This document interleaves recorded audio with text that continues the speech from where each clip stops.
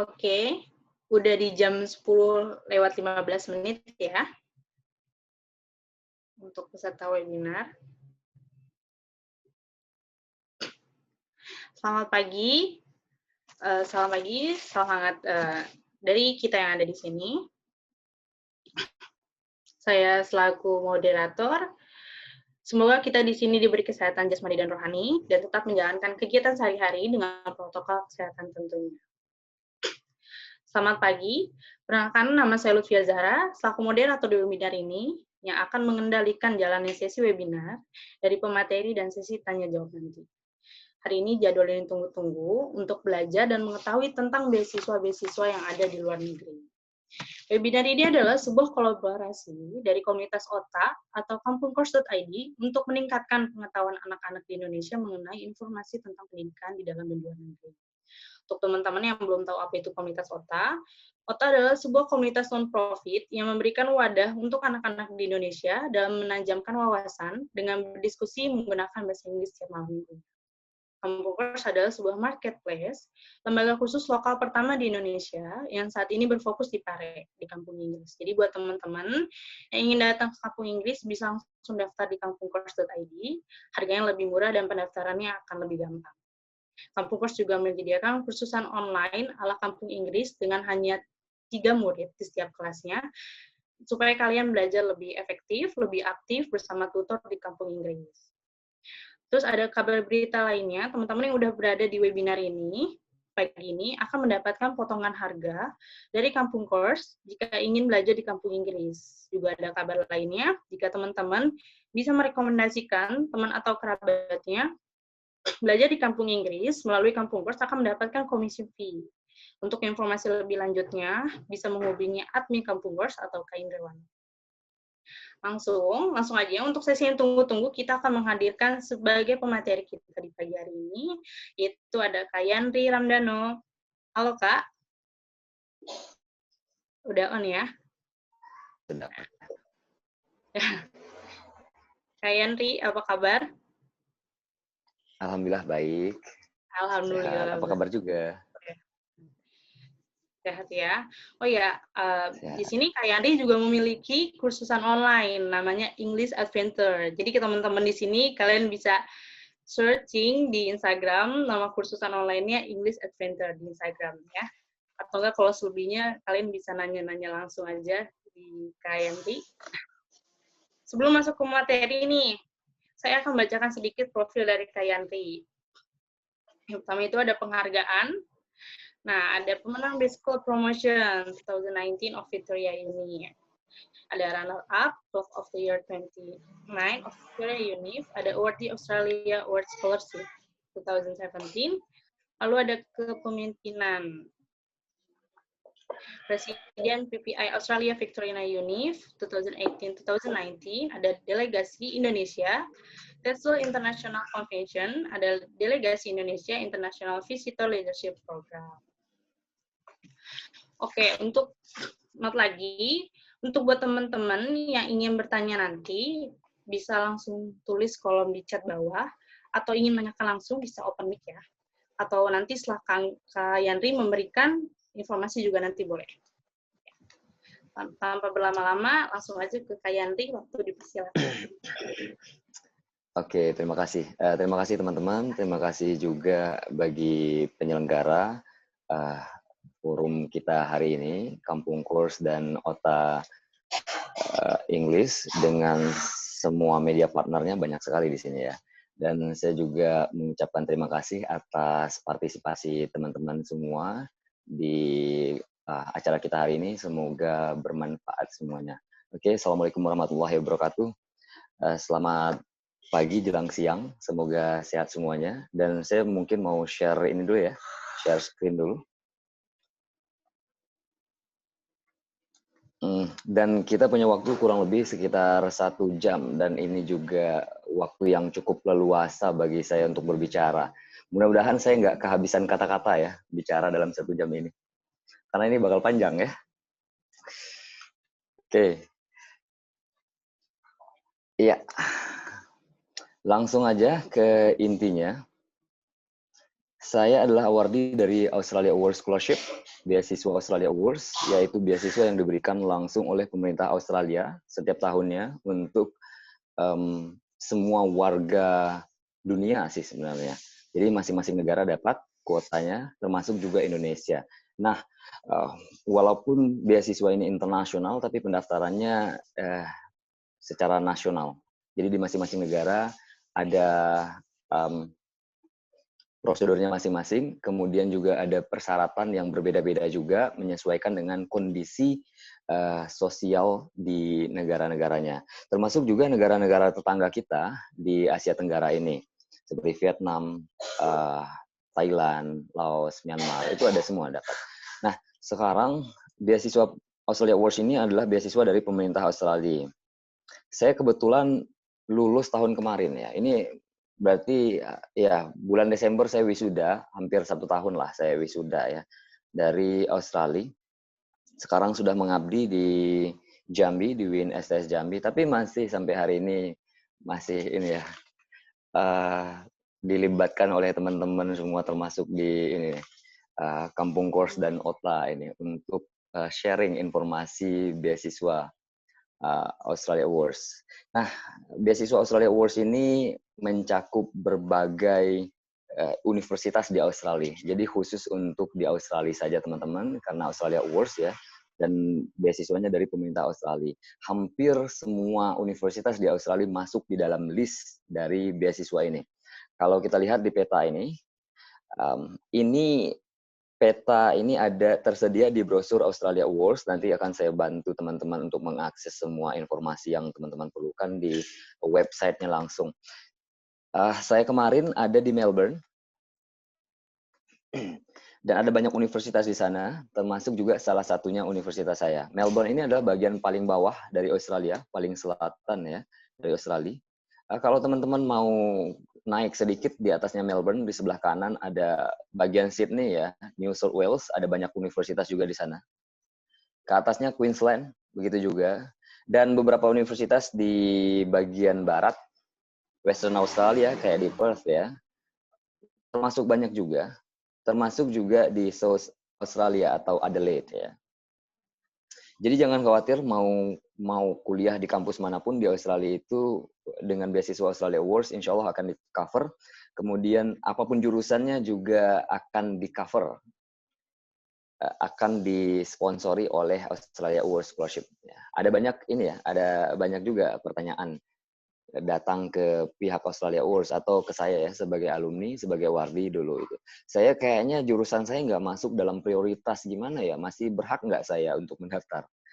Sejauh ini saya sudah seminar bareng, walaupun saya bukan pegawai dari Australia Awards ya, tapi saya sudah sering seminar bareng sama pegawai dari Australia Awards Indonesia, jadi sering sharing, tukar pikiran, terus juga dapat informasi dari Australia Awards kalau ternyata semua orang berkesempatan untuk melamar di beasiswa ini di jurusan apapun itu, walaupun nggak ada datanya misalnya, nggak dimasukin ke dalam list. Yang paling penting adalah yang teman-teman harus ketahui, teman-teman memiliki rencana yang kontributif ya, yang bermanfaat di masa depan itu untuk kepentingan umat atau kepentingan bangsa atau kepentingan negara lah ya. Ya, nggak usah lah besar-besar secara nasional. Mungkin kepentingan orang-orang di sekitar kita, di tempat kita tinggal, di daerah masing-masing.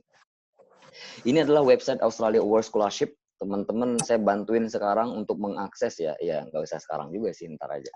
Jadi mungkin dicatat aja dulu Australia Awards Scholarship, Australia Awards Indonesia.org. Ini kalau teman-teman klik di Google langsung keluar tampilannya, halaman depannya seperti ini. Ini kebetulan ini di Melbourne nih, kampus saya ada di sana nih gambarnya, Victoria University. Terus setelah kita akses halaman depan ini, apa yang harus kita lakukan? Karena ada banyak sekali informasi yang tersedia di website ini. Nah, tujuan kita adalah misalnya teman-teman mau lanjut kuliah S2 atau S3 ya, langsung saja ke intinya. Baca informasinya di sini. Kalau tidak long term awards ya, Long Term Awards ini ada menu Long Term Awards yang pertama. Ini khusus untuk S2 dan S3 beasiswanya. Kalau enggak Short Term Awards untuk short course. Kalau teman-teman misalnya ikut program 2 minggu di Australia gitu. Tapi hari ini saya nggak nganjurkan teman-teman ke bagian Long Term Awards dan Short Term Awards. Langsung saja ke menu download. Ke menu download. Nanti di menu download ini kebetulan saya kayaknya nggak nampilkan ininya, halamannya. Di menu download ini ada banyak sekali yang bisa teman-teman download.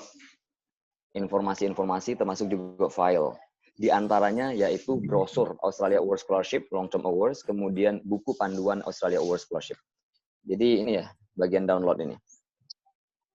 Oke.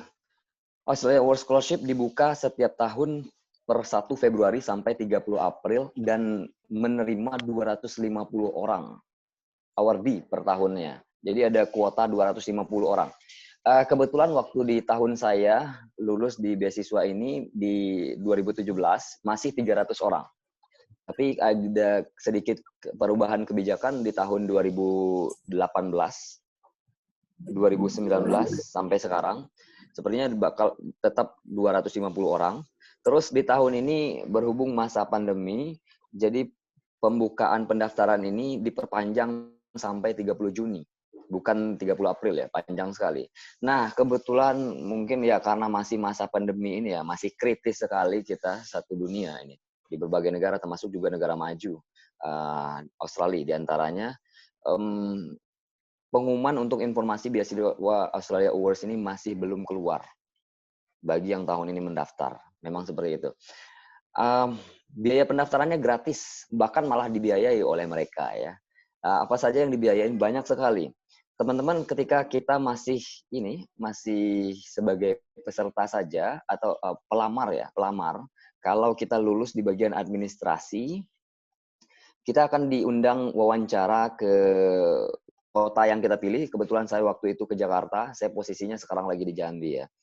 Saya ke Jakarta, nah tiket pesawat PP saya itu di reimburse, sistemnya reimburse ya, diganti oleh Australia Awards. Artinya saya ngeluarkan biaya dulu di awal, tapi pada akhirnya balik lagi. Dan itu paling lama reimbursement-nya kita terima 1 bulan kok. Jadi nggak sampai berbulan-bulan, 1 bulan saja. Terus kalau teman-teman sudah dinyatakan lulus beasiswa ini, kita akan diundang untuk mengikuti training. Apakah itu teman-teman punya IELTS-nya sudah cukup atau belum ya, sudah 6,5 atau sudah sesuai dengan yang disyaratkan oleh universitas atau belum. Tetap kita akan training di Jakarta. Kalau sudah misalnya 6,5 ke atas, trainingnya 1,5 bulan paling lama, seperti yang saya lewati di tahun 2017 lalu, cuma 1,5 bulan. Tapi kalau masih belum mencapai 6,5, berarti teman-teman bisa saja trainingnya 4-9 bulan. Training ini ada di Jakarta dan di Bali, cuma di 2 tempat, IALF Jakarta ataupun IALF Bali ya, IALF ya. Jadi kalau selama ini kita tes IELTS, salah satunya diantaranya ada di IALF ya. Kami trainingnya di IALF karena IALF ini adalah institusinya Australia. Tahapan seleksinya kemarin simple. Yang pertama kita cukup mengisi data secara online dan portal online ini baru dibuka ketika memang waktu pendaftaran dibuka. Jadi kalau sekarang portal online-nya walaupun kita bisa lihat di brosur misalnya, tapi kita nggak bakal bisa akses, ditutup. Nah, yang pertama tadi administrasi, ngisi data, administrasi. Kemudian yang kedua kalau kita lulus, di tahun ini kita juga diminta untuk mengirimkan kayaknya hard copy-nya dari beberapa file.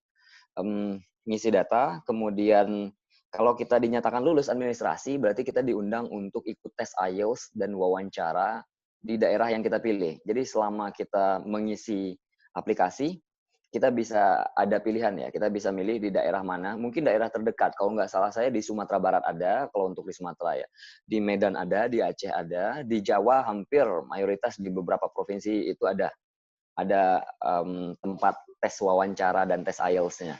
Kebetulan karena waktu 2017 itu saya masih kerja di kampung Inggris, ngajar IELTS, jadi saya lebih memilih tempatnya di Jakarta.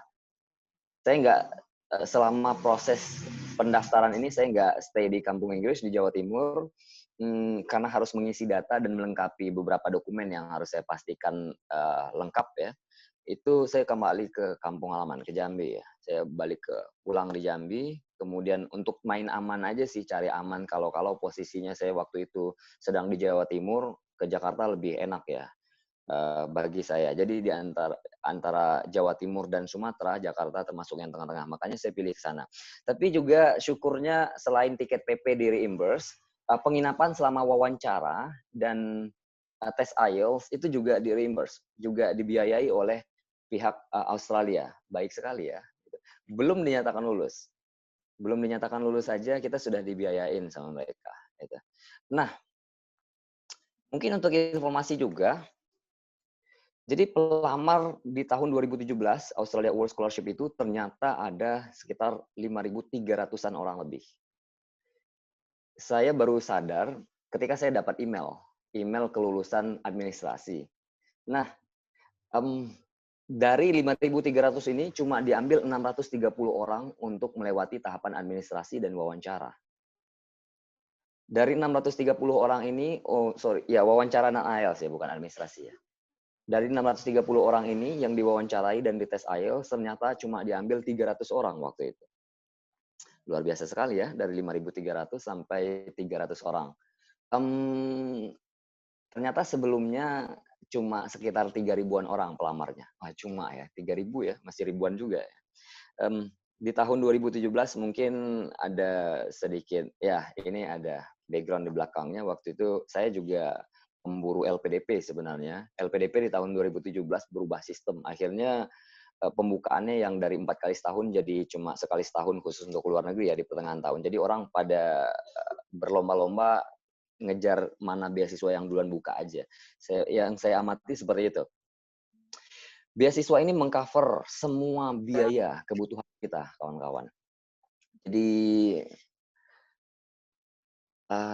mungkin cuma bawa badan aja sudah. Ke Australia bahkan kalau mau bawa badan aja, nggak usah bawa baju, ya selain dokumen ya, nggak usah pakai apa-apa sudah itu ya. Bawa badan gini aja, bawa paspor sudah ke Australia, terus sampai di Australia kita dikasih duit, mau beli baju lah, menyesuaikan dengan baju-baju yang kita butuhkan di Australia, kayak baju musim dingin gitu ya. Beasiswa ini mengcover semua kebutuhan, visa dan MCU, medical check-up-nya di Jakarta. Jadi selama proses PDT, kita juga proses pre-departure training ya namanya. Selama proses training di Jakarta tadi, ketika dinyatakan lulus sebagai sebagai awardee, kita nanti akan dibantu untuk mendaftarkan diri ke universitas di Australia. Jadi di Australia Award Scholarship tidak mengharuskan atau mensyaratkan kita punya LOA. Bahkan kalau kita punya LOA itu nggak bakal dipakai, teman-teman. Ya, LOA-nya akan diuruskan langsung oleh pihak Australia Award Scholarship. Baik sekali ya. Selama proses pre-departure training tadi, kami di training, kalau saya kebetulan IELTS-nya sudah cukup, jadi training yang saya harus lewati yaitu training academic writing dan cross-cultural understanding. Semua orang harus melewati training itu juga, termasuk juga yang IELTS-nya belum. Selama proses 1,5 bulan ini kita bakal kontak-kontakan dengan universitas di Australia yang difasilitasi oleh Australia Awards Indonesia. Gitu. Nah, semua dokumen-dokumen kita untuk pendaftaran ke Australia ini cukup kita serahkan saja ke pihak Australia Awards Indonesia, ke pegawai AI kami sebutnya ya. Mereka bakal datang berkala. Mungkin setiap minggu mereka datang ke tempat kami training.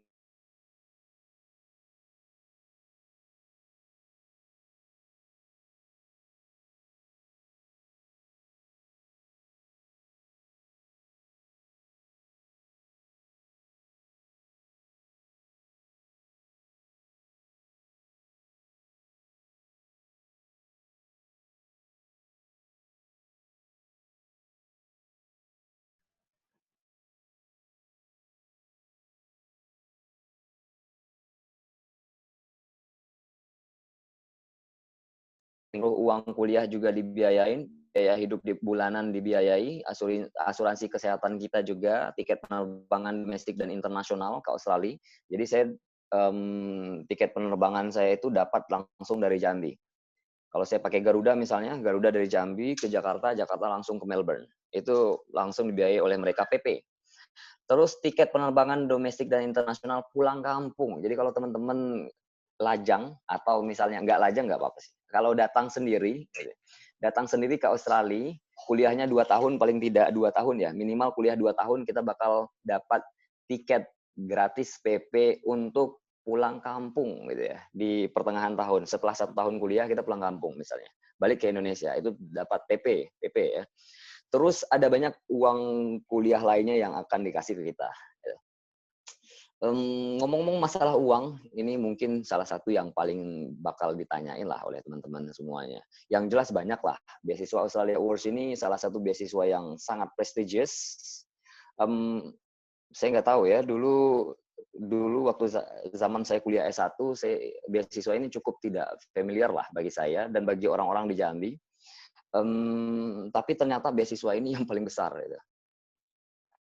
Uang saku di antara sekian banyak beasiswa. Oh ya, ya pokoknya seperti itulah. Saya nggak mau banyak-banyak ngomong masalah uang. Intinya seperti itu. Yang jelas kita nggak pernah nombok. Gajian kita sebutnya gaji ya, salary oleh mereka itu.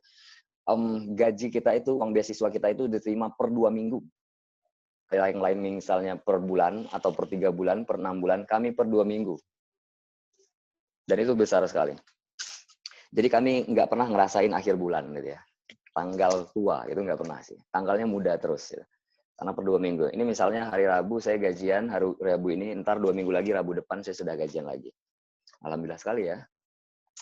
Persyaratan untuk ikut beasiswa ini ya. IPK minimal 2,9 dengan skala maksimal 4 ya. 2,9 cukup rendah sih. Yang lain mungkin ada beasiswa yang mensyaratkan 3. Untuk pelamar dari area fokus geografis ya, geografis fokus area atau daerah 3T misalnya, atau daerah-daerah yang diprioritaskan, atau teman-teman penyandang disabilitas, difabel, minimal IPK-nya syaratnya lebih rendah, teman-teman. 2,75. Di jenjang pendidikan terakhir, misalnya S1 ya. Atau mungkin kalau mau yang S3. Persyaratan lainnya akta kelahiran, KTP atau paspor, daftar riwayat hidup, kemudian fotokopi ijazah S1 legalisir, transkrip S1 legalisir juga. Bagi yang D4 atau ekstensi lampirkan D3 ya, lampirkan D3. Bagi yang ada D4 ya, bagi yang punya kuliahnya D4 berarti pernah D3 lampirkan juga. Bagi yang S1 ya S1 aja langsung. Terus saya sangat menganjurkan teman-teman untuk mulai dari hari ini, kalau ijazah dan transkripnya belum diterjemahkan ke bahasa Inggris, silahkan diterjemahkan ke bahasa Inggris. Saya sih dulu, entahlah ya, saya lupa apakah itu disyaratkan atau tidak. Jadi ada beberapa persyaratan yang saya nggak terlalu saya ingat betul, karena menurut saya pribadi, saya sudah melampaui batas persyaratan itu. Kayak misalnya ijazah transkrip, entah itu sudah disyaratkan bahasa Inggris atau belum, tapi saya sudah terjemahkan langsung. Gitu. Daftar riwayat hidup saya sudah buat dalam versi bahasa Inggris. Akta kelahiran dulu saya masih bahasa Indonesia aslinya, di tahun kami lahir ya, tahun 90-an. Sekarang rasanya teman-teman yang lahir di tahun 2000-an sudah akte kelahirannya bilingual ya. Jadi sekarang apa yang perlu diterjemahkan ke bahasa Inggris, terjemahkanlah. Jangan mepet-mepet, jangan last minute. Kemudian kemampuan bahasa Inggrisnya untuk pelamar master atau S2, IELTS-nya minimal 5,5. Dan TOEFL, atau kalau menggunakan TOEFL ya, salah satu aja. Kalau menggunakan TOEFL ITP, 525. Kalau IBT, 69 ya. Atau kalau PTA Akademik, 46. Ini cukup rendah, teman-teman. 5,5. Apalagi kalau teman-teman ini daerah prioritas atau kelompok yang diprioritaskan, syarat IELTS-nya cuma 5. TOEFL-nya 500. Gitu. 525 ini mudah-mudahan cukup rendah lah bagi teman-teman. Kalau syarat kita di universitas di Indonesia untuk lulus kuliah itu minimal TOEFL-nya 400, ini sangat toleran sekali ini. Padahal 400 itu nggak dipakai lagi kalau mau hidup di luar. Apalagi di luar negeri ya. Jadi teman-teman yang sekarang masih kuliah S1, kalau kampusnya memang mensyaratkan 400, ya berjuanglah lebih, jangan cuma 400. Bagi teman-teman pelamar PhD, S3, IELTS-nya cuma 6 yang diminta. TOEFL-nya 550. Kalau pakai TOEFL ya. Kalau pakai TOEFL 550. Tapi seluruh kampus di Australia mensyaratkan kita menggunakan IELTS.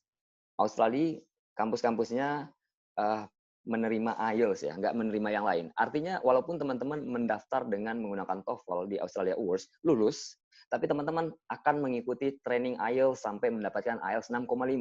Kalau saya pribadi sih, saya nggak terlalu ini ya, nggak terlalu fokus dengan persyaratan IELTS dan TOEFL gimana-gimana, karena saya prinsipnya dulu ketika melamar beasiswa ini, saya harus punya IELTS paling tinggi ya, yang tertinggi yang bisa saya lakukan dulu. Jadi saya nggak ngelihat, oh IELTS-nya rendah sih, 5,5. Oh IELTS-nya cuma 6 kok untuk PSI. Nggak sama sekali.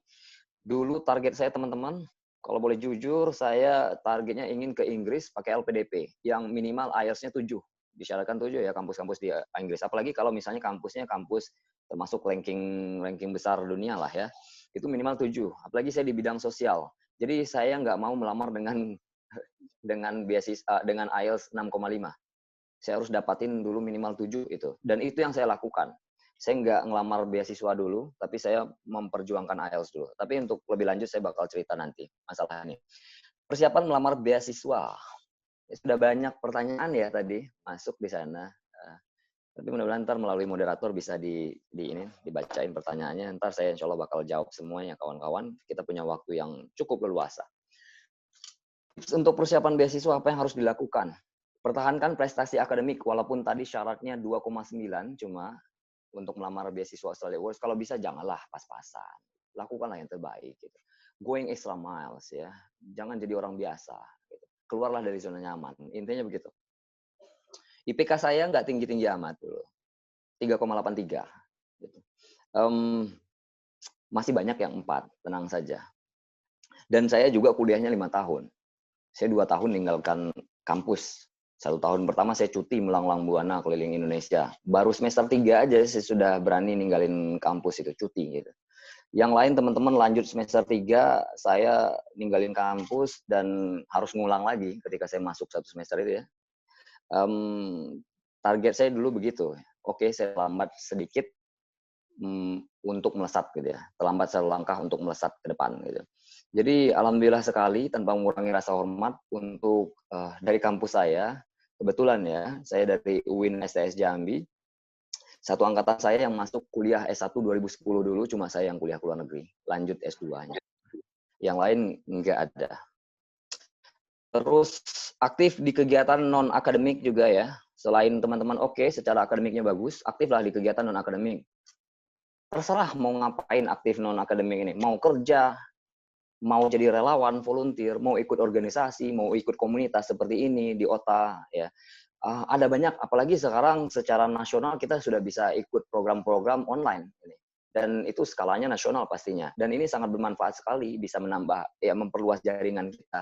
Dan yang paling penting jangan sampai mengganggu tugas kuliah. Nah, pengalaman saya pribadi, saya nggak mau berteori, saya coba untuk masukkan semuanya ke apa yang saya lakukan ya. Secara praktikal, saya begitu saya balik ke semester 4, masuk semester 4 di S1 dulu, setelah meninggalkan 1 semester cuti kuliah, saya ngelamar kerja di beberapa tempat. Ngelamar di beberapa tempat, dan cuma 1 yang nerima saya. Akhirnya saya ngajar bahasa Inggris di salah satu kursusan terbesar di kota Jambi. Namanya Mi English. Gitu. Sejak tahun 2000, setelah saya balik dari ini ya, dari cuti itu, akhirnya saya kerja, mengajar. Jadi pagi saya kuliah dari jam 7, terus sampai jam 12 saya sudah sampai rumah, atau jam 12 saya baru pulang, ninggalin kampus, jam setengah 1, ntar saya pulang itu sudah isoma, kemudian sudah berangkat lagi untuk ngajar. Ngajar itu saya lupa dari jam berapa, yang jelas jam 1 biasanya saya sudah ada di lokasi tempat saya ngajar. Kurang lebih setengah jam dari tempat saya tinggal, dari kosan saya dulu waktu kuliah. Nah, ngajar dari jam 1 ini, saya baru sampai rumah lagi jam 6 biasanya, jam 6 sore. Oh bukan, jam 6 itu baru selesai ngajar malah. Berartinya saya baru nyampe di kosan lagi itu jam setengah 7 malam. Pagi sudah kuliah, siang ngajar seharian. Itu ngapain hidup saya ya? Nggak ada santai-santainya. Ngajar dari Senin sampai Sabtu. Enggak sih. Karena saya dulu tahu betul apa yang harus saya lakukan. Dulu saya nggak terlalu fokus untuk mengejar beasiswa waktu saya sibuk-sibuk kegiatan ya. Di samping itu saya juga duta bahasa Provinsi Jambi, teman-teman. Di sini di antara teman-teman termasuk juga Dunsana Ambo ya, saudara saya Inre atau Mr. Kibo, ini dubes dari Sumbar ya. Oke. Jadi saya Duta Bahasa Provinsi Jambi 2013-2014, teman-teman. Saya aktif juga di Duta Bahasa, aktif di beberapa kegiatan sosial, saya juga aktif di komunitas menulis, sanggar menulis waktu itu, selain saya ngajar ya. Saya juga ya kuliah. Gitu. Oke, sayangnya saya nggak terlalu aktif di organisasi kampus, walaupun sesekali saya jadi panitia, tapi saya lebih memilih kegiatan yang di luar kampus. Kebetulan, ya mohon maaf, saya waktu itu nggak melihat ada ide yang sejalan di kegiatan kampus. Akhirnya saya lebih banyak kegiatannya, dan teman-teman saya banyak orang-orang di luar kampus saya sendiri. Syukur-syukur kalau teman-teman kampusnya bagus kegiatan-kegiatan organisasi kemahasiswaannya. Nah, ngomong-ngomong masalah Duta Bahasa tadi, akhirnya saya cuti lagi. Sebenarnya nggak cuti sih, cuma ninggalin kampus saja. Saya bayar uang kuliah, tapi saya nggak ke kampus. Di semester 8, saya nongkrong ya istilahnya. Mungkin dibilangin magang ya magang, tapi intinya itu adalah masa-masa terakhir saya di kantor bahasa Provinsi Jambi sebagai duta bahasa di tahun 2014 akhir, sebelum pelepasan jabatan. Saya lama di kantor bahasa di akhir-akhir masa tugas saya sebagai duta bahasa Provinsi Jambi. 2 semester lah saya akhirnya ninggalin kampus. 5 tahun lah terhitung kuliah saya. Bisa lanjut kuliah S2, bisa. Bisa ke luar negeri, bisa banget. Dapat beasiswa AS, bisa banget. Jadi jangan khawatir, teman-teman mau kuliah 7 tahun sekalipun. Yang paling penting IP-nya bagus. Dan track record-nya ada. Nah, selanjutnya adalah mulailah belajar bahasa Inggris. Sebenarnya poin mulai belajar bahasa Inggris ini saya harus tempatkan di nomor 1 ini.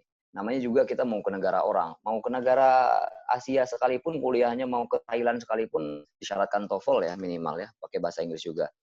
Berikutnya adalah pelajari rencana jurusan masa depan ini. Kuliahnya ke depan mau apa? Mau jurusan apa? Gitu. Rajinlah baca-baca informasi, baik itu informasi beasiswa ataupun informasi tentang rencana jurusan kita, kampus tujuan kita depan itu. Sekarang rasanya teman-teman sudah enak banget, kita di media sosial di dunia maya ini terbuka sekali informasi, termasuk kegiatan yang kita ikuti hari ini ya. Dulu saya Instagram belum sekuat ini, saya juga cuma cari dapat informasinya dari masuk ke grup-grup Facebook.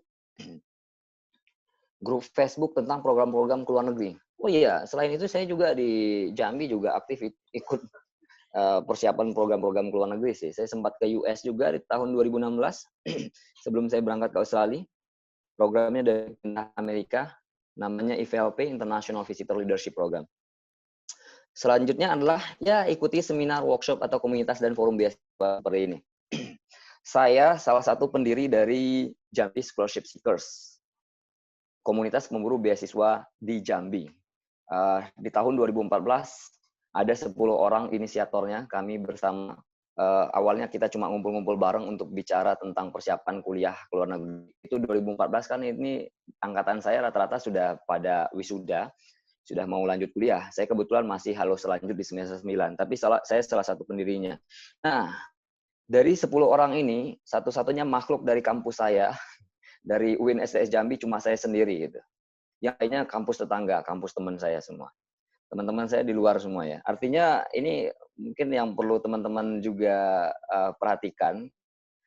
Kalau misalnya di lingkungan kita di kampus atau di jurusan tempat kita kuliah itu tidak ada orang yang atau teman-teman yang sevisi, sejalan, ya sudahlah gitu. Cari teman yang lain yang sejalan, sevisi. Jangan sampai kita beralasan, wah di sini aku di kampus ini nggak ada itu gitu ya. Ada banyak alasan, nggak ada alasan ya, no excuses. Jadi kita bisa lakukan apapun yang bisa kita lakukan. Yang paling penting keluar dari zona nyaman. Terus ikutilah ajang-ajang kompetisi, mulai dari kampus, nasional sampai nasional. Ya kalau bisa sih. Kalau nggak masalah. Saya sih kalau kompetisi nggak pernah juga. Yang paling levelnya skala provinsi. Nasional, ya untuk program-program nasional ada cuma 1-2. Nggak banyak juga sih. Kebetulan saja. Dan alhamdulillah sudah akhirnya dari apa yang saya lakukan dari poin 1 sampai poin 6 ini, ternyata ya secara tidak langsung tanpa saya sadari itu adalah bekal kuat bagi saya untuk ternyata lolos di program internasional seperti program itu tadi ya, leadership program ke Amerika ataupun beasiswa ke Australia. Saya dulunya nggak tahu, yang saya tahu adalah saya harus melakukan yang terbaik untuk diri saya. Saya nggak tahu manfaatnya apa yang saya lakukan itu. Paling dulu saya cuma pengen cari uh, memperluas relasi mungkin gitu ya.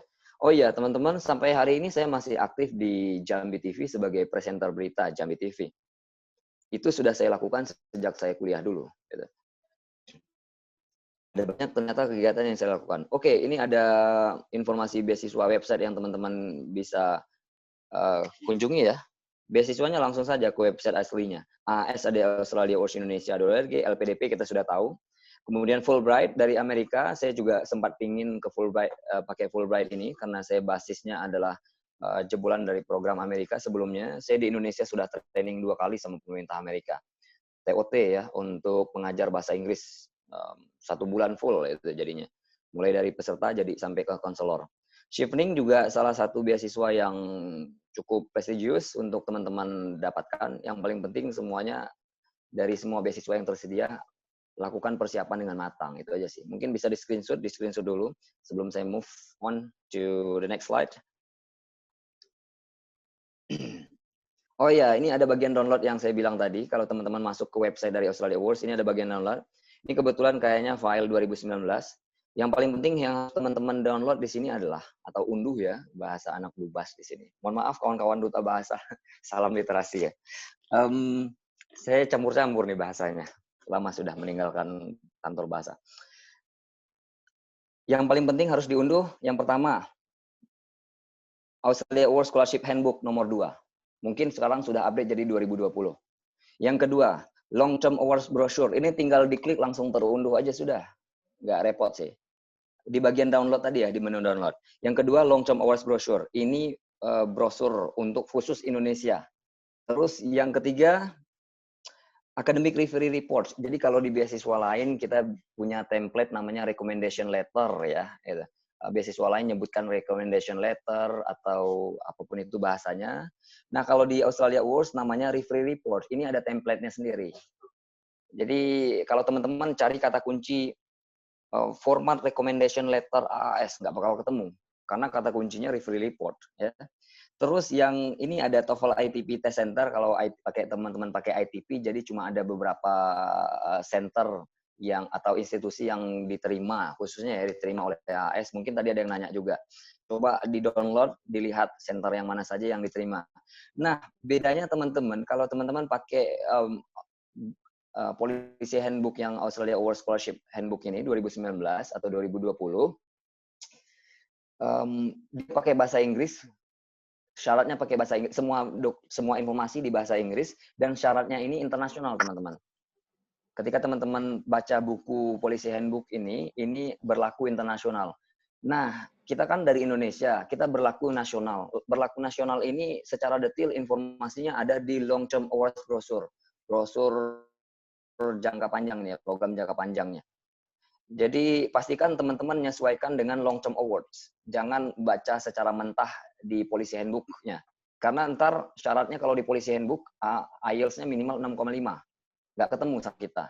Ternyata di Indonesia syaratnya masih 5,5. Bahkan di negara-negara Pacific Island sana, seperti Fiji dan sebagainya, mungkin syarat IELTS-nya bisa saja lebih rendah atau bahkan beasiswanya dibuka untuk juga orang-orang S1. Kalau kita S2 semua ya dan S3. Tapi kalau 0852 56 30 61 38. Tapi kalau WA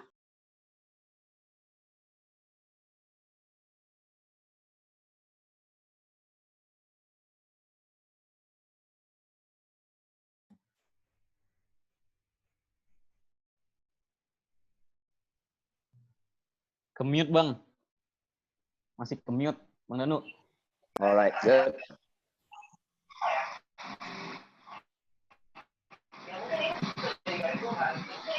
Oke teman-teman, saya mohon yang lain bagi peserta untuk matikan dulu suaranya. Saya lanjut lagi. Saya nggak tahu tadi sampai di mana ya terakhir. Tapi ini buku panduan dan brosur yang teman-teman download dari file tadi. Di brosur ini ada peta dari universitas-universitas di Australia saya sampaikan di awal. Berikutnya yang perlu saya ingatkan teman-teman, moderator tolong ingatin saya ya. Saya ini kalau cerita suka kebablasan, saya bisa cerita 2 jam, 3 jam, sampai besok pagi pun mungkin masih bisa cerita saya ini. Nggak selesai-selesai. Oke. Sudah berapa menit lagi tolong ingatin ya. Ntar kepanjangan. Oke, untuk teman-teman, untuk informasi bagi teman-teman, slide saya ini ada 126 lembar.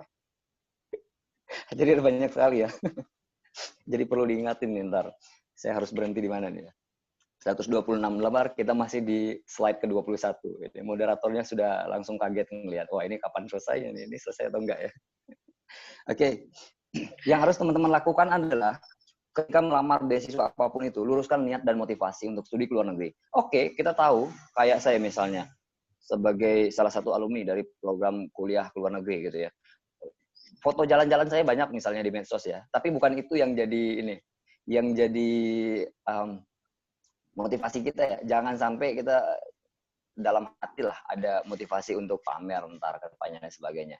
Cobalah teman-teman balik lagi ke ini ya, ke misi pribadi untuk membantu negara lah, mulai dari daerah kita tinggal, yaitu menyelesaikan masalah sosial di lingkungan. Misalnya. Yang jelas utamakan kepentingan bangsa, dan yang berikutnya adalah kita kuliah ke luar negeri, kita mau di jenjang apapun itu, niatkan untuk meningkatkan kapasitas diri. Ketika kapasitas diri kita sudah meningkat, kita bisa merangkul orang-orang di sekitar kita, dimanapun kita tinggal. Gitu. Walaupun uang saku dari Australia Awards Scholarship itu termasuk paling besar, ya mungkin paling besar lah, terbesar lah. Saya di Australia Awards ada beberapa penerima beasiswa dari beasiswa lain ya, misalnya S2-nya beasiswa lain ke Eropa, S3-nya di AS, ternyata ya itu mereka sendiri mengakui kalau uang beasiswa AS paling banyak. Tapi bukan itu yang jadi motivasi kita. Intinya adalah coba lakukan yang terbaik untuk bangsa sih. Jadi teman-teman belajar itu untuk kepentingan bersama. Nggak usah inilah, nggak usah muluk-muluk. Saya di jurusan manajemen pendidikan nggak pernah bermimpi untuk jadi ini ya. Cita-cita saya jadi menteri pendidikan di Indonesia, nggak perlu juga. Apalagi menjadi presiden, janganlah. Presiden masih baru periode kedua, baru menjabat ya. Masih panjang nih periodenya. Jadi paling tidak adalah saya kembali ke kampus saya sendiri untuk berkontribusi minimal. Saya kembali ke tempat kerja saya yang sekarang untuk berkontribusi. Saya kembali ke daerah saya sendiri. Gitu ya. Dan secara detail teman-teman bisa lah. Di antara meluruskan niat tadi yaitu ya juga membangun koneksi ya, relasi lokal, nasional, internasional. Ini sangat teoritis sekali sih. Saya nggak perlu panjang lebar di sini. Yang jelas juga melalui kita sebagai duta bangsa lah ya, perwakilan dari Indonesia untuk kuliah ke luar negeri nantinya, kita bakal membantu negara ini, misalnya ke Australia, memperkuat hubungan dua negara ini dalam bidang yang kita geluti nantinya. Gitu. Ada banyak. Saya pribadi, teman-teman, sebenarnya di akhir masa kuliah saya di Australia kemarin, saya sempat lolos program Australia Awards juga untuk mengajar selama 5 minggu di Australia, 1,5 bulan di Australia, mengajar bahasa Indonesia di Australia. Saya sudah lolos, saya masukin aplikasi, lolos, tapi sayangnya saya nggak sempat ngambil. Harus saya izin nggak bisa ngambil itu ke pihak AAS karena saya juga kebetulan diutus dari kampus saya Victoria University untuk beberapa program di Indonesia waktu itu. Nah artinya dari sini saya ingin ngasih tahu ke teman-teman, artinya melalui saya pribadi ya, secara pribadi nih ya contohnya, saya berkontribusi atau saya juga memegang peranan sebagai perwakilan Indonesia atau representasi dari kampus saya sendiri di Australia maupun di Indonesia untuk kepentingan bersama dua negara ini. Sebenarnya juga di salah satu sekolah saya juga dimintai untuk ditawarkan, saya sudah diundang ke salah satu sekolah untuk jadi guru bahasa Indonesia di sana. Ada banyak hal lah yang bisa kita lakukan ya sebagai perwakilan dari Indonesia. Berikutnya adalah mengemas diri. Membuat rekam jejak tadi yang sudah saya ceritakan apa saja yang harus teman-teman lakukan, yaitu membuat rekam jejak ya. Nah, menuliskan kembali ini yang saya tanya. Sampai saya ngisi seminar di Jawa sekalipun, di beberapa kampus besar di Jawa, saya tetap nanya begini. Siapa di S1 ya khususnya, siapa yang di antara teman-teman yang sudah punya kurikulum vitae atau daftar riwayat hidup? Dari ratusan peserta paling yang menunjuk tangan angkat tangan cuma 1, 2, 3 orang dan bisa dihitung gitu. Mungkin di antara teman-teman sekarang ini ya, apalagi yang teman-teman masih kuliah S1 gitu ya, siapa yang sudah punya kurikulum vitae? Masih banyak di antara kita yang belum. Syukur-syukur kalau teman-teman sudah. Saya sudah punya kurikulum vitae sejak saya kuliah semester 3 dulu, S1. Gitu. Jadi 1 tahun pertama saya dulu masih masa penjajakan, di tahun kedua saya harus punya sesuatu yang berbeda itu. Saya sudah punya kurikulum vitae dan saya sudah terbiasa masukin lamaran kemana-mana, teman-teman. Sekarang mulai hari ini teman-teman cobalah tulis kurikulum vitae atau daftar riwayat hidupnya, dan untuk mengisi aku nggak punya prestasi apa-apa gitu ya. Hormatilah sekecil apapun prestasi yang teman-teman punya itu. Ini banyak pertanyaan yang seperti itu. Gimana Kak? Kalau abang sudah sampai ke Amerika dulu, iyalah wajarlah bisa sampai ke Australia, bisa dapat bisa. Enggak sama sekali. Saya waktu ke Amerika nggak punya apa-apa. Gitu. Saya sebelum duta bahasa, saya manusia anak kampung ya, manusia biasa sampai hari ini ya. Saya anak kampung yang baru saja tinggal di kota Jambi beberapa tahun untuk kuliah S1. Walaupun di Jambi, saya juga di kampung, teman-teman. 6 jam dari kota Jambi. 6 jam ya, pelosok sekali kampung saya itu. Saya menginjakkan kota cuma di kota Jambi kuliah S1 dulu itu. Nah, apa yang bisa saya lakukan? Apa yang saya punya itu ya? Ya sudah, waktu saya ngelamar duta bahasa dulu, saya melampirkan kurikulum vitae kebetulan ya, atau ngelamar kerja dulu awalnya, yang saya lampirkan adalah misalnya sertifikat jadi peserta seminar, sertifikat misalnya lomba apa gitu ya, tingkat sekolah waktu zaman sekolah dulu, atau tingkat provinsi, walaupun sebenarnya di sana cuma jadi peserta ya, peserta lomba ya, bukan pemenang 1, pemenang 2 itu, peserta aja sudah. Mulai dari yang peserta-peserta itu. Kalau hari ini alhamdulillah saya dikasih kesempatan untuk berbicara di hadapan teman-teman sebagai pembicara misalnya narasumber. Saya ini juga salah satu bagian dari poin yang bisa saya tulis di kurikulum vitae saya ke depannya. Sekarang isinya kurikulum vitae saya narasumber semua gitu. Tapi saya mulainya dulu dari peserta semua. Dari zaman S1 saya peserta semua itu. Peserta seminar ini, peserta seminar itu, masukin aja semuanya. Terus saya nggak pernah jadi peserta gitu, nggak pernah ikut lomba. Oke, saya tanyain ya. Ikut lomba 17 Agustusan, lomba panjat pinang nggak pernah juga. Lomba tingkat RT nggak pernah juga gitu ya. Mestinya pernah lah ya gitu. Lomba apapun itu, angkatlah semua. Kalau memang nggak ada yang besar-besar, yang kecil-kecil diangkat ya. Saya pakai prinsip anti minder gitu. Percaya diri. Sangat percaya diri. Gitu. Terus saya orangnya ambisius, yang saya pelajari dari sini ya, menentukan rencana ke depan ini ya. Ambisius tapi realistis, teruji dan terukur. Yang saya pelajari dari program pemerintah asing yang saya lihat, mereka suka dengan orang-orang yang ambisius. Ini tips aja nih teman-teman. Jadi kalau teman-teman beasiswanya beasiswa asing, jangan malu-malu. Mau bercita-cita. Ntar jangan sampai nyebut diri kita sendiri, ini ketinggian cita-citanya, ini kayaknya nggak mungkin lah. Jangan sampai kita sendiri menyebutkan tidak mungkin ke diri kita sendiri gitu ya. Saya termasuk yang ambisius gitu. Tapi yang paling penting adalah realistis, teruji dan terukur gitu. Ambisius, realistis, teruji dan terukur. Maksudnya apa? Oke, teman-teman berambisi ntar setelah kuliah ke luar negeri pingin jadi menteri keuangan gitu ya. Bisa saja, yang paling penting adalah realistis. Kenapa? Bagaimana realistis maksudnya? Pingin jadi menteri keuangan, artinya sekarang teman-teman levelnya sudah S2 minimal. Besok S3 ke luar negeri, baliknya jadi menteri keuangan. Bisa. Dan kerjanya harus di Kementerian Keuangan. Jangan sampai tiba-tiba belum pernah kerja di Kementerian Keuangan, tiba-tiba menteri keuangan gitu ya. Jadi harus realistis. Bagaimana maksudnya teruji dan terukur? Selama ini teman-teman sudah bisa apa? Gitu. Selama ini kita sudah punya pengalaman prestasi apa? Gitu ya. Nah, disesuaikan, misalnya gini aja dah. Saya di bidang pendidikan ya gitu. Saya pingin misalnya simple saja, jadi dosen itu cukup rencana yang sederhana sih itu. Saya pingin jadi dosen gitu. Selain memang kualifikasi akademik nantinya S2, saya sudah punya pengalaman mengajar. Waktu saya ngelamar beasiswa ini, saya sudah punya pengalaman mengajar sejak tahun 2011, mengajar bahasa Inggris. Itu sangat mungkin ya. Teruji saya bisa jadi dosen gitu. Nggak tiba-tiba ujuk-ujuk langsung gitu ya. Jadi ada background di belakang yang bisa dipertimbangkan. Jadi walaupun saya kuliah dulu 5 tahun teman-teman, sepanjang saya kuliah itu pengalaman kerja saya itu dihitung secara profesional ya. Jangan sampai teman-teman bilangin kerja part-time itu tidak profesional. Itu profesional. Jangankan kerja part-time, kerja magang saja tidak digaji, selagi teman-teman berkontribusi untuk perusahaan atau institusi yang teman-teman tempati untuk magang, itu adalah kerja profesional. Wah, ini saya tekankan betul-betul ya. Keras ini. Karena itu banyak pertanyaan seperti itu. Saya nggak punya pengalaman apa-apa untuk misalnya sebagai relawan kontribusi ke masyarakat. Saya tanyain, ini S1 pernah KKN nggak ya?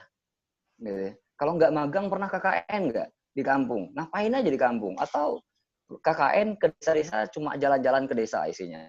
Itu semua kegiatan KKN di kampung, di desa itu dituliskan kalau perlu. Kalau memang kita nggak punya pengalaman apa-apa, volunteer yang lain.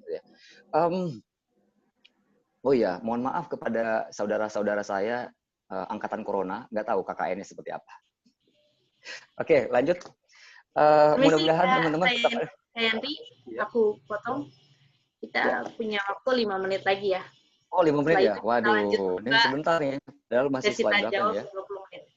Oke. Sip, ya. Masih ada sesi tanya jawab ya ntar. Slide saya masih banyak kok untuk jawab pertanyaan.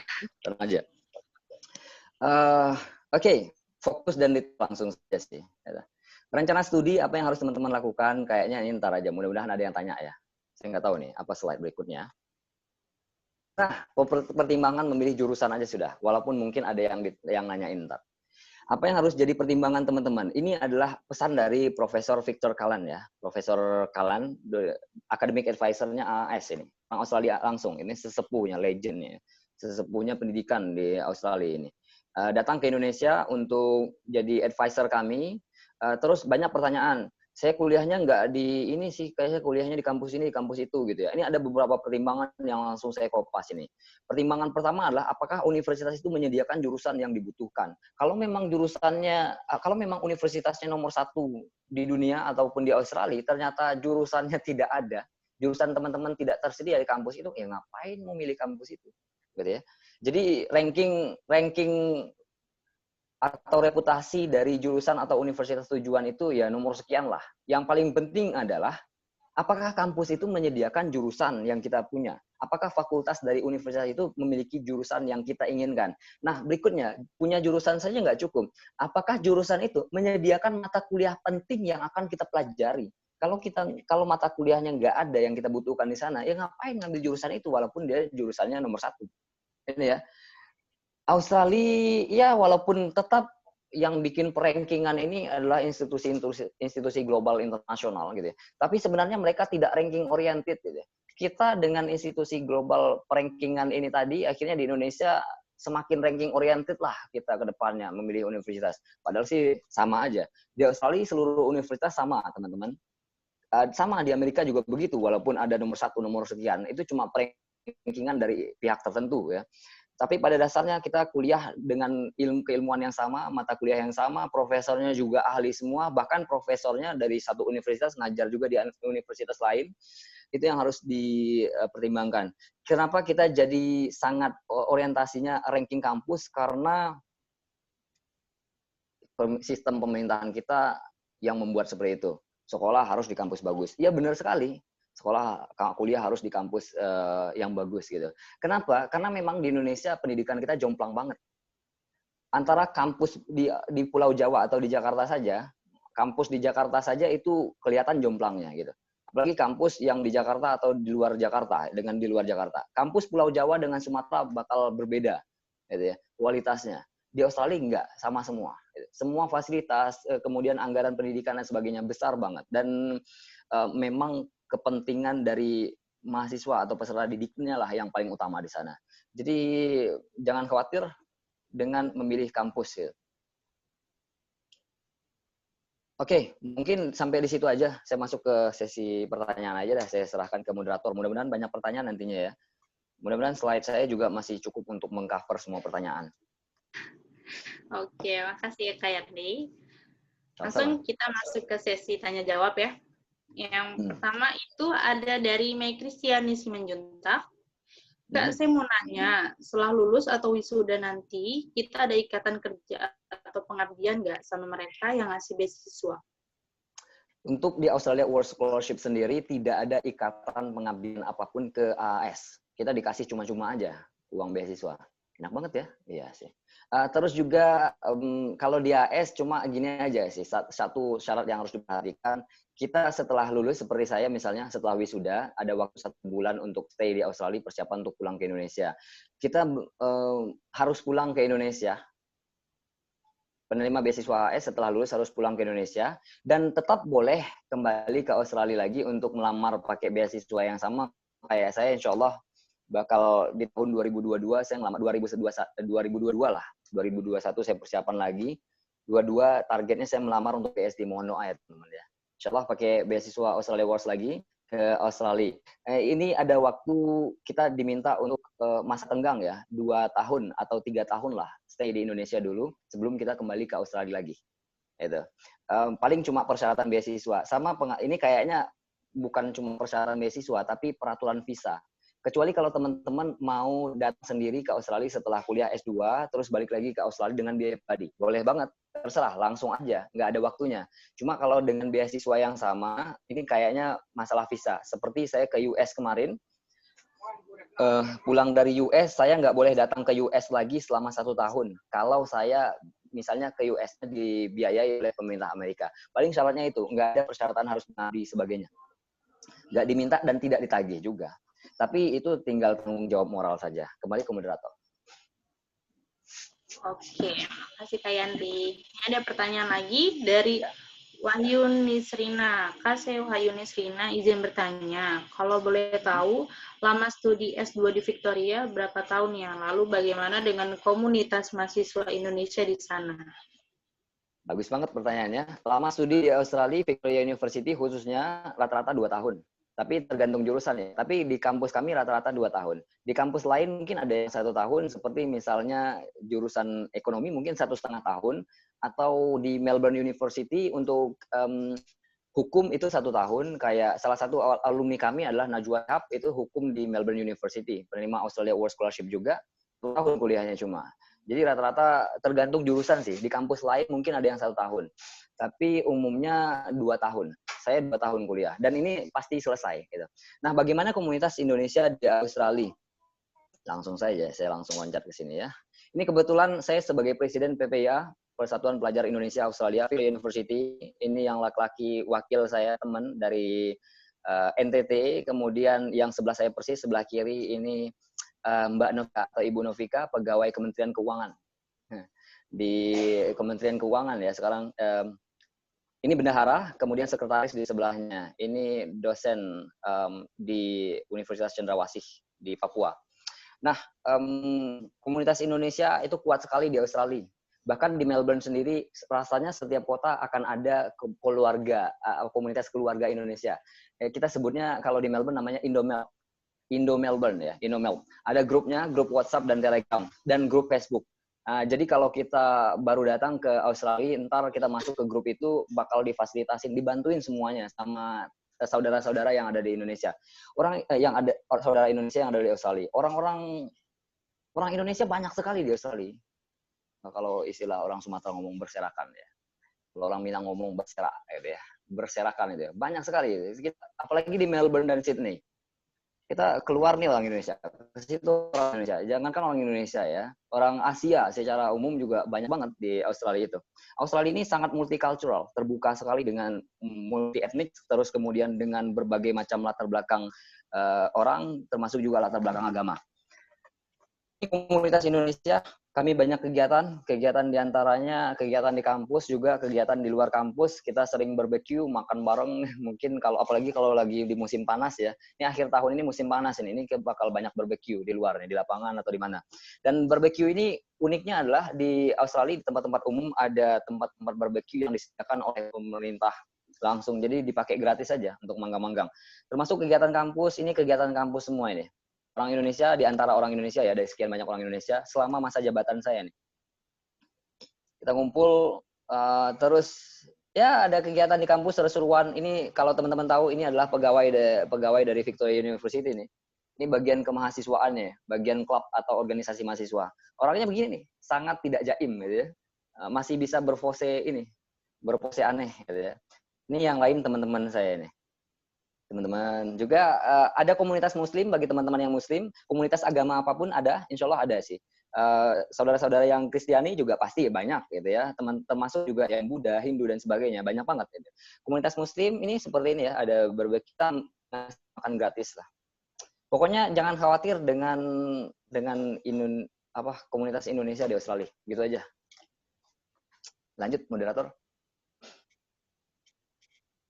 Oh, masih ini.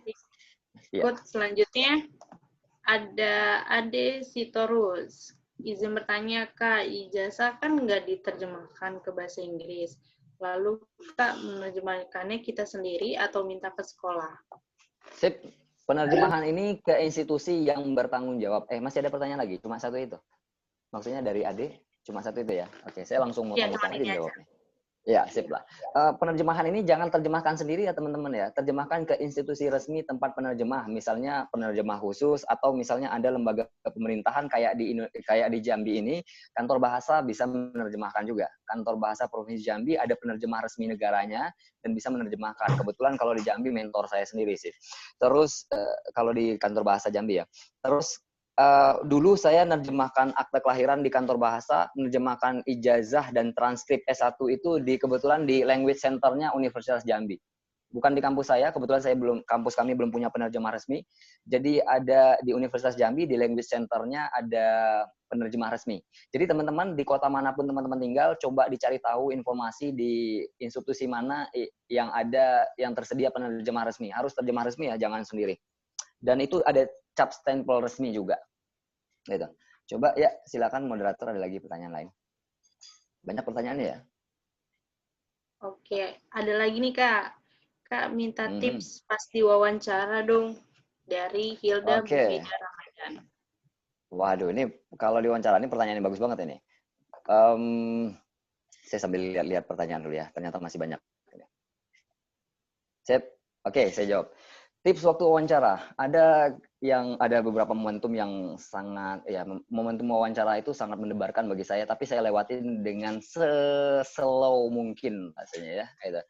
Kalau bisa seslow mungkin rasanya waktu itu, walaupun itu kayak pertarungan hidup dan mati. Wawancara AAS ini cuma 20 menit, tidak lebih teman-teman, cuma 20 menit.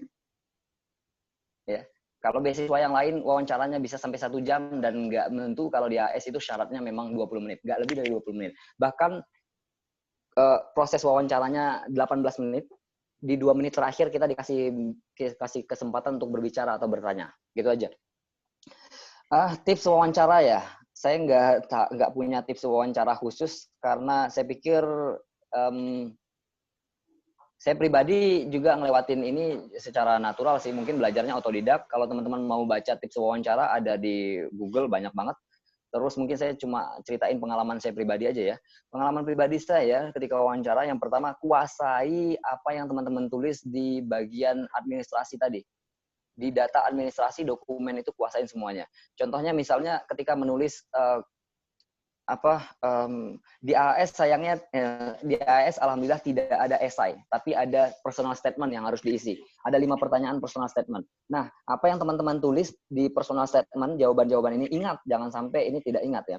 Yang kedua adalah CV teman-teman itu, kalau teman-teman menyediakan CV, memang syaratnya CV. Pastikan CV ini memang betul-betul yang kita lakukan, jangan sampai cuma nggak pernah dilakukan, mungkin cuma jadi panitia sekali terus dimasukin juga, ujung-ujungnya ketika ditanyain nggak tahu ngapain, nggak bisa jawab apa gitu ya.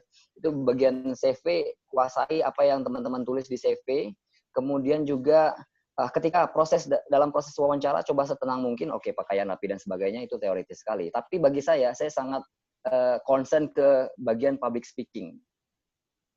Public speaking ya, walaupun public speaking ini untuk public speaking kayak moderator, kayak teman-teman yang sudah biasa di kampung kurs itu memang mungkin sudah terbiasa berbicara, tapi bagi kita yang belum, kemampuan public speaking ini penting sekali. Termasuk diantaranya yang pertama, kemampuan berdiplomasi. Kemudian kemampuan itu isinya diplomatis ya, isinya diplomasi semua. Saya wawancara AS kemarin itu isinya retorika sih. Retorika, bagaimana saya bisa mengemas ide yang saya punya itu dengan baik nih, dengan bahasa yang baik gitu. Boleh berkilah, tapi paling penting jangan sampai berkilahnya keluar dari konteks. Simple aja. Salah satu pertanyaan yang unik. Sebenarnya wawancara saya banyak hal yang unik, tapi salah satu di antaranya. Tiba-tiba saya ditanyain begini, oh, you have been to USA, gitu ya. Kamu pernah ke Amerika ya, gitu ya. So, what are the problems you ever faced in your program in USA? Ya? Apa salah satu masalah yang pernah kamu, misalnya masalah apa? Ada nggak masalah yang kamu hadapin? Ini orang kok nanyain masalah sih, gitu ya. Saya pergi ke USA itu pergi jalan-jalan gitu ya. Ini pewawancaranya yang nanya ya. Pergi liburan, leadership program, dan nyaris tidak ada masalah gitu. Bagaimana saya bisa menjawab? Oke, tapi secara spesifik ternyata saya punya sih. Simpel saja permasalahannya, dan memang ini membutuhkan critical thinking dari teman-teman, dan itu harus diasah, dilatih dari sekarang. Saya bilang begini, oke, saya dulu itu kan berangkatnya ke Amerika cuma 12 orang, dan di antara leadership program ini kami harus mengikuti TESOL International Convention ya, konvensi TESOL ke-50, dan itu ada ratusan session seminar yang bisa kami ikutin, bukunya aja tebal gitu. Tapi karena kami cuma 12 orang dan kami pingin mengikuti semuanya tapi nggak bisa, akhirnya ini juga jadi isu lah bagi kami. Akhirnya saya menginisiasi dan berinisiatif menyampaikan ke teman-teman kalau gimana caranya kalau kita ini mencar semuanya, jangan sampai satu orang masuk ke satu sesi yang sama, 2 orang atau 3 orang masuk ke satu sesi yang sama. Kalau bisa masing-masing kita setiap harinya, setiap jamnya masuk ke sesi-sesi berbeda. Artinya nanti sepanjang 1 minggu program kita khusus di TESOL Convention ini saja, kita bakal punya sesi puluhan yang setelah kembali ke Indonesia kita share bersama, kita bagikan, kita diskusikan, brainstorm dan sebagainya gitu. Oke, seperti itu ya.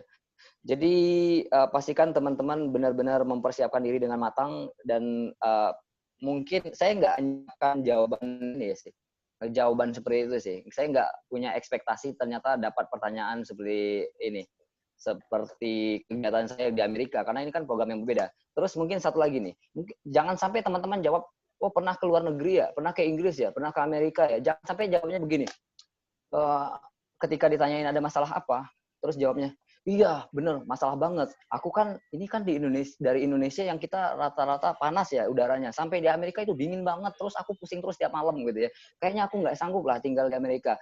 Jangan sampai jawab seperti itu. Ntar sama pihak Australia bilang, oke, Anda nggak usah ke Australia juga kalau begitu. Tinggal saja kuliah aja di Indonesia gitu ya.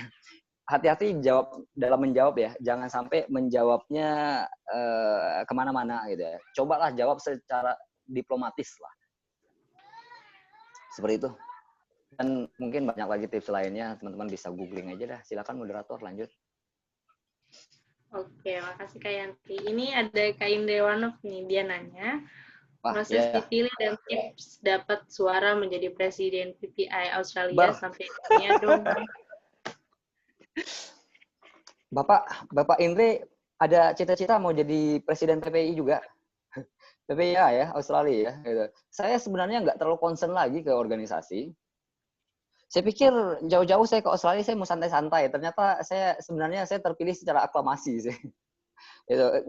Umumnya ya, mayoritas di Australia, kampus-kampus di Australia ini banyak yang terpilih secara aklamasi walaupun ada pemilihan juga.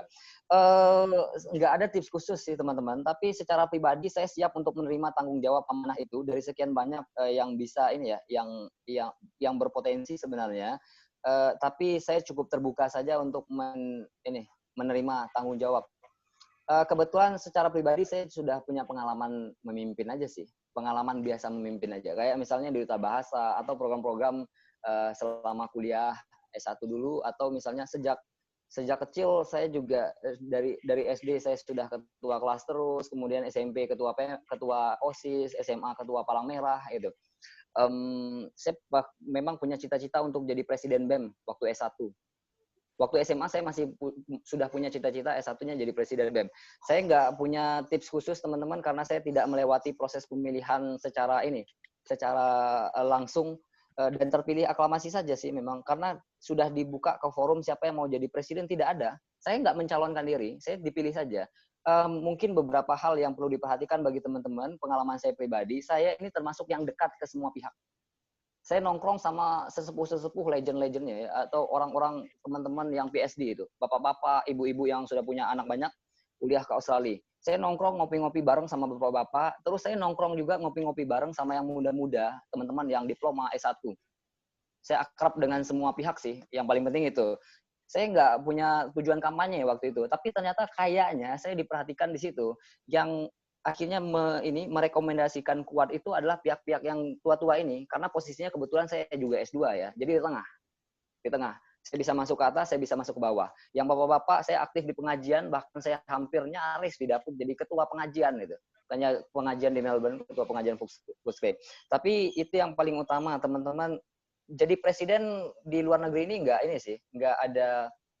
ada persyaratan khusus gimana-gimana. Yang paling penting kita nggak harus program besar-besar gimana-gimana sih. Yang paling penting kita bisa menyatukan semua aja sudah. Masuk ke semua kalangan, semua lini, semua level, semua usia, gitu aja. Begitu teman-teman. Begitu Bung Indre, Dun Sana Ambo. Silakan moderator. Makasih Kak Andri. Ada yang ingin bertanya lagi untuk peserta webinarnya? Yang ingin tahu lebih lanjut tentang beasiswa di Australia?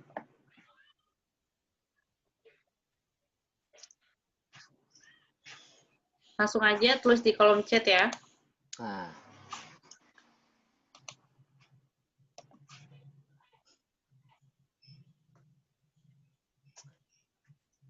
Oke.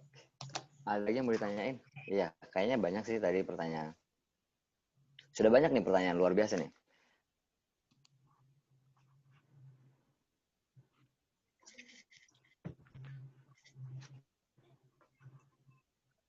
Mungkin juga sambil nunggu pertanyaan yang lain ya, saya mau ngasih informasi juga ke teman-teman, kalau saya juga nulis di blog yanriramdano.com, nama lengkap saya ini ya, kalau teman-teman klik yanriramdano, ketemulah blog saya, .com, itu langsung ya, website pribadi, blog pribadi ya.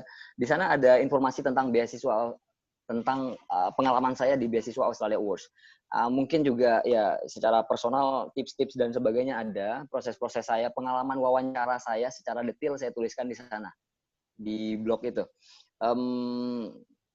Terus juga kalau ini blog saya salah satu artikel yang paling favorit kayaknya yang paling dicari adalah kalau teman-teman cek di Google misalnya ya, uang saku beasiswa AS, itu blog saya sudah paling atas. Uang saku ya paling dicari kayaknya. Oke, Kak. Lengkap semua termasuk detail. Lagi nih. Ya. Ya. Dari Kira Mufida Ramadan, Kak, misalnya S1-nya itu linear dengan pilihan S2 di AAS, apakah bakal mempengaruhi lolos tidaknya? Bagus banget nih pertanyaan. Ini yang saya tunggu. Sip, masalah linearitas ya, masalah linearitas. Mudah-mudahan saya ada di sini, saya punya good. Jadi teman-teman, ini yang harus teman-teman perhatikan tentang konsiliaritas. Ini masih pesan dari Profesor Victor Callan tadi, Academic Advisor dari Australia Awards Scholarship. Linear ini ada dua konsepnya. Satu, apakah linear dengan pendidikan kita sebelumnya, S1 misalnya kalau mau ngelamar S2, atau S2 mau ngelamar S3. Atau yang kedua, linear dengan bidang pekerjaan kita. Linearitas ini sangat penting. Jadi di beasiswa apapun itu penting banget gitu ya. Dan sangat tidak dianjurkan untuk memilih jurusan yang bukan bidang kita atau tidak linear atau tidak sejalan dengan bidang kita. Ingat, linear bukan cuma bidang pendidikan tapi bidang pekerjaan. Maksudnya begini, kalau misalnya S1 saya adalah di pendidikan, kebetulan pendidikan bahasa Inggris S1 saya, terus kemudian saya ingin lanjut kuliahnya S2 di bidang ekonomi gitu. Bisa saja mungkin ternyata karena saya sekarang ini setelah lulus S1 saya diterima kerja di bank. Saya sudah kerja di bank 5 tahun atau 3 tahun mungkin ya, terus atau 3-5 tahun, terus saya dikasih izin untuk lanjut kuliah S2. Nah, saya mungkin ngambil jurusannya ekonomi atau akuntansi atau perbankan. Boleh banget. Boleh banget. Karena ini linear dengan bidang pekerjaan, bukan bidang pendidikan ya. Tapi kalau misalnya saya sudah kerja di bank nih, jurusan S1-nya pendidikan bahasa Inggris. Ternyata kerjanya di bank, sudah 5 tahun kerja di bank, terus saya ingin lanjut kuliah S2 aja sudah. Saya ingin lanjut balik lagi ke pendidikan bahasa Inggris atau ke manajemen pendidikan karena saya pinginnya jadi dosen. Boleh banget. Kenapa boleh? Gitu. Walaupun saya pengalaman kerjanya di bank ya, karena masih berhubungan dengan jurusan saya S1 dulu. Gitu. Jangan memilih jurusan yang di luar bidang teman-teman. Jangan sampai ini S2 atau kuliah luar negeri ini ya teman-teman ya, mau S1 sekalipun itu. Jangan sampai teman-teman milih jurusannya, aku pinginnya ini, pingin itu. Jangan sampai cuma karena pingin doang. Ini bukan kuliah di Indonesia dengan biaya pribadi, tinggal milih-milih sesuka kita aja. Gitu. Nggak suka kayaknya jurusan S1 dulu gitu. Nggak banget. Jangan pilih seperti itu ya. Ini pertarungan besar. Seperti itu, moderator.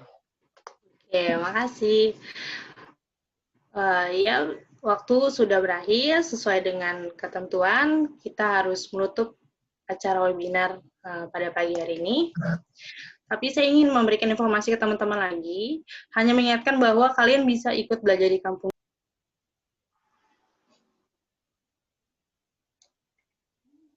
Ini kayaknya mati audionya, moderator. Oke, waktunya udah habis. Berhubung sesuai sama ketentuan, kita menutup acara webinar ini. Saya ingin mengingatkan kembali, memberikan informasi bahwa belajar di kampung course, atau kalian bisa kepoin juga Otta Community. Jika kalian ingin belajar bahasa, di sini nggak cuma tempat bahasa Inggris, tapi ada bahasa lain seperti Jerman, Mandarin, Jepang, Arab, dan Korea. Di masa pandemi seperti ini, kalian bisa belajar di rumah secara online. Di sini juga menyediakan banyak lembaga kursus dengan berbagai program yang sesuai dengan kebutuhan teman-teman. 2 minggu lagi, kita akan bertemu dengan membahas beasiswa luar negeri lainnya. Maka dari itu, jangan keluar grup dari komunitas, dan jangan lupa ajak teman-teman kalian untuk bergabung bersama komunitas di Kampung First dan Otta Community. Terima kasih semuanya. Saya Lutfia Zahra, mewakili webinar Kampung First dan Otta. Mohon maaf jika ada kesalahan. Ketemu lagi minggu depan dengan beasiswa negeri yang menarik lainnya. Sebelumnya, bisa di start videonya, kita mulai buat dokumentasi foto untuk para peserta webinarnya.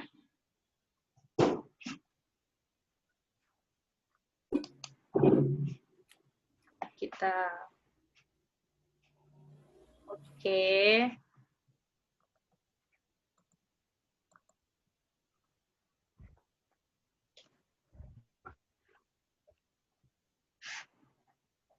Nafas Kita mulai ya. teman-teman ya. Udah semuanya? Oke. 1, 2, 3. 1. Salam literasi. Salam literasi. Oke, makasih semuanya peserta webinar. Makasih Kak Yandri. Terima kasih Terima kasih. Waalaikumsalam warahmatullahi wabarakatuh. Bang Danu.